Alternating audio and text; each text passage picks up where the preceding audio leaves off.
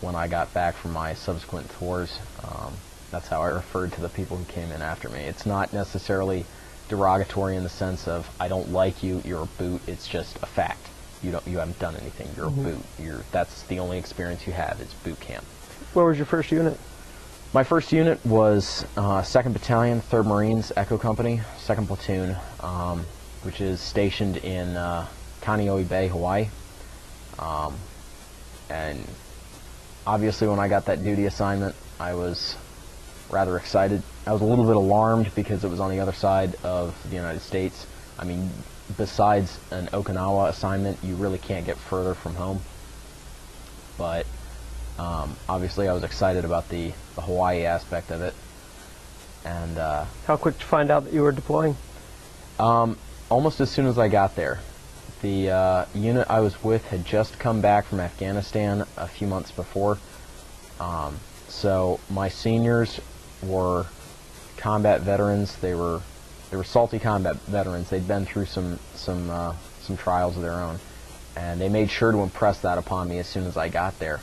But I remember one of the first formations we had, my new first sergeant came out and explained to us that we would be going to Iraq by before the year was over, and that was, I had expected it, but it was still a shock hearing it for the first time, like an actual projected date for the time I was going to be in country. How many months in between arriving and deploying?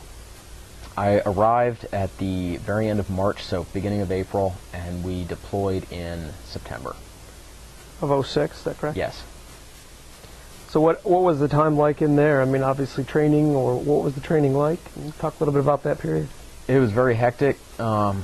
Within, I believe it was 3 weeks of me checking into 2-3, we went to the Big Island of Hawaii for training there on Pohakalua training area, which is a godforsaken place. It looks like something from a science fiction movie, something you would depict as Mars. I don't know. It's just volcanic rock. There's no vegetation, and it's at the top of, literally the top of the island. So there's no landscape to see around you except this barren volcanic rock, and it was just tough training there for about a month, and a lot of indoctrination, and a lot of the senior lance corporals laying down the law to us. You know, as a junior Marine, they basically laid out the fact that they were in charge and they were not to be questioned. And if they told us to do something, no matter how stupid or menial, we were going to do it. Case in point, we had to carry around a volcanic rock. The boots did. And we had to name it, we had to give it a serial number, and we had to take care of it the whole time we were there. And it sounds kind of silly, but it hammered home the importance of accountability. What was your rock's name? I don't remember my rock's name. That's how bad of a Marine I am. But I kept mine with me, but the point was, the only person who can give that rock to you and the only person who can take it away is your fire team leader. And some people did not quite take that lesson to heart when they were first told it. And another Marine would come up to them and ask for their rock, and they'd give it up willingly. And then that person would take it off and show it to their team leader and be like, hey, he gave me his rock.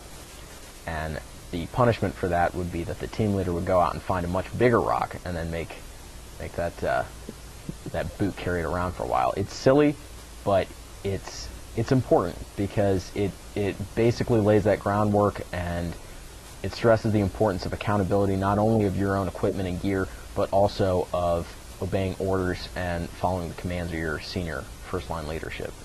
What's the biggest thing that you drew from that period of training, pre-deployment training? The biggest thing I learned was how to work as a team, especially working in mountain environments, urban terrain, room clearing, and things of that nature. We spent a lot of time in the barracks with brooms and dowels and just sticks, just going down the catwalks and hallways, just clearing rooms. And it was monotonous, it was boring, but whenever we had downtime, my team would go off and we'd do that, and we did it over and over and over again. But it laid down a foundation that was so much more ingrained just in my own muscle memory than anything I'd done at School of Infantry, that when we got overseas, when we actually moved into clear rooms, you know who was going left, you knew who was going right, you knew who was going to cover the ceiling, you knew how the room was going to be cleared and who was going to declare it cleared. It was just, by the time we got done, me and my team, we were moving very well together.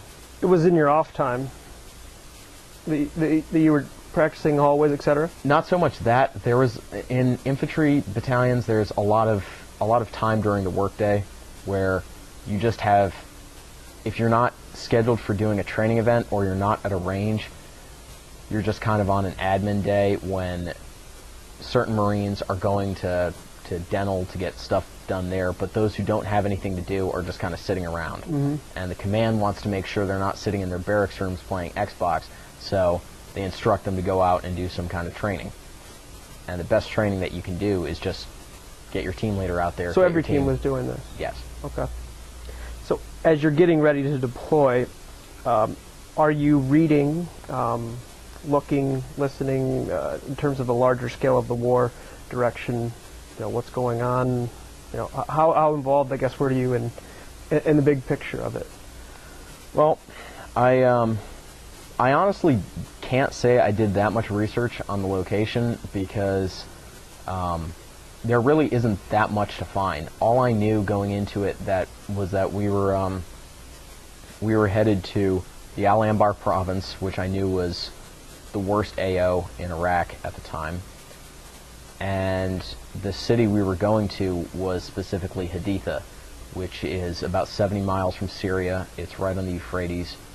And the biggest thing that I knew about it was in November of 2004,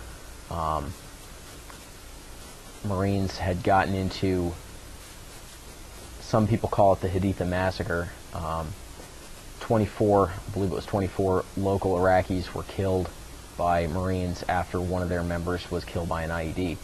And there's been no solid evidence actually brought out that anything really outside of the rules of war was conducted, and I believe all the Marines involved in that incident have since been acquitted. But obviously that kind of aura being around the place we were going to, it was a little bit chilling that way. Sure.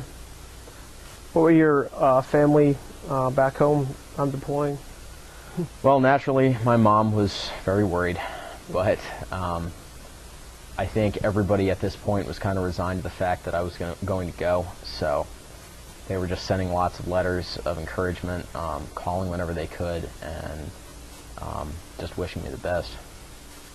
So you get boots in the sand.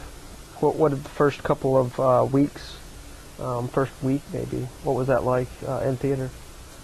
Oh, I remember we got off the plane in Kuwait, and we went first to Camp Virginia, which is a huge sprawling Army installation in the middle of the desert. And I had never felt heat like that before. It was like walking into an oven. There was no moisture in the air. It was just dry, hot heat. It was like being blasted in the face with a laser. We got to the assembly areas, and they started explaining to us where we were going to go for our brief period that we were there.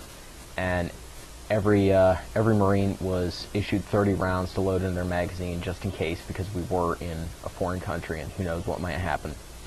And of course, as soon as that happened, that's kind of when things clicked in. It was like, hey, wake up, you're actually going into a live round situation. This isn't blanks, this isn't a controlled environment. There's going to be people shooting at you. And I think all of us were pretty jumpy because there was a construction crew working on a building right next to our hooch, and they dropped like a load of lumber, and somebody made a joke about it being a mortar, and people took him seriously, and we all started like freaking out and trying to figure out what to do. But after that, we moved from there We got on a C-17